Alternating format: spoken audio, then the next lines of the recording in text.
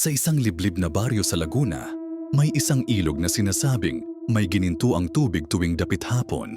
Maraming taga roon ang naliligo at naglalaba roon. Ngunit may isang mahigpit na babalaang matatanda. Huwag maliligo kung hindi ka taga rito.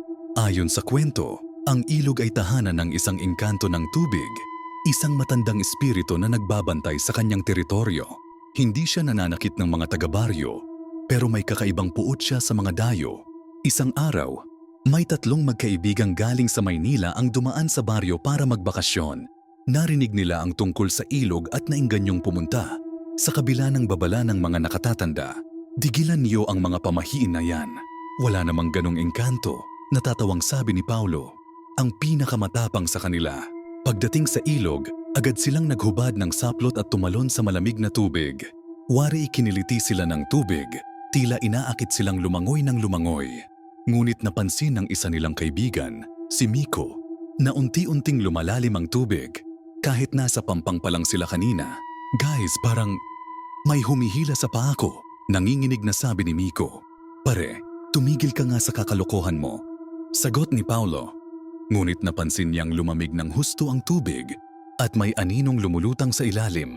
Isang hugis taong nilalang, matanda ngunit may mahahabang daliri at mga matang singitim ng gabi. Bigla na lang may lumutang na bula sa paligid ni Paulo. Sumisigaw siya, pumapana, ngunit sa isang iglap. Hinigop siya ng tubig pababa. Mabilis na lumangoy papunta sa pampang sina Miko at ang kanilang kasama, nanginginig sa takot. Sinubukan nilang tawagin si Paulo, ngunit wala na itong lumutang. Wala ni isang bakas. Kinabukasan, natagpuan ng mga mangingisda ang katawan ni Paulo sa kabilang dulo ng ilog.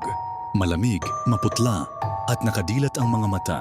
Tila ba nakita niya mismo ang lagim ng kabilang mundo bago siya tuluyang bawiin ng tubig.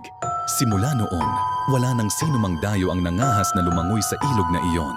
Ang iba, nakaririnig pa rin ng sigaw sa dapit hapon, isang tinig na humihingi ng tulong, o baka naman isa ng babala para sa iba pang hindi taga roon.